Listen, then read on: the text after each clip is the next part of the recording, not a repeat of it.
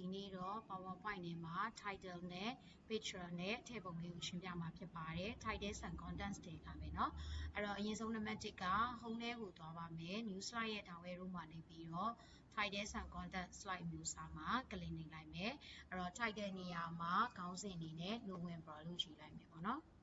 ပြီးသွားရင်တော့ contents တွေက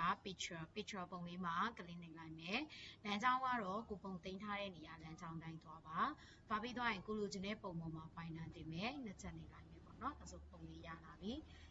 ဆိုရင်ပုံရဲ့ size ကိုအရင်ပြင်ပါမယ်ပုံရဲ့ညာဘက်ထောင်းအောက်ခြေမှာရှိတဲ့ circle ပုံမှာ pointer တင်ပါမြားလေးကအခုလိုအဆောင်လေးပြပြီဆိုရင်ချုံချင်အတွင်းထဲကိုဆွဲချဲ့ချင်ပြင်ဘက်ကိုဆွဲပေါ့နော်ဒါဆိုဒီမှာတော့ဘလောက်ရွယ်စာလေးတိုင်းပဲထားလိုက်မယ်ထားပြီးသွားရင်အပေါ်ဘက်က picture format တွေမှာဆိုလို့ရှိရင်တော့ပုံနဲ့ပတ်သက်တဲ့ style လေးတွေယူသုံးလို့ရတာတွေအများကြီးပဲရှိတယ်အဲ့တော့အဲ့ဒီတွေကမှ bound frame တွေဒီ frame ပါတဲ့ဟာလေးကိုယူလိုက်မယ်ပေါ့နော်ဒါဆိုလို့ရှိရင်တော့ပုံနဲ့ content ပုံနဲ့စာနဲ့ရပါပြီပေါ့နော်နေရာလေးနည်းနည်းရွှေ့ပါမယ်ပုံပေါ်မှာ pointer တင်လိုချင်တဲ့နေရာကိုရွှေ့လိုက်မယ်ပေါ့နော်ပြီးသွားရင်တော့ select ဖြုတ်လိုက်ပါဒါက title နဲ့ပုံနဲ့ရလာပြီပေါ့နော်ဒါဆိုဒါလေးကိုတိကျလေးပြင်ဆင်ကြည့်ပေးပါ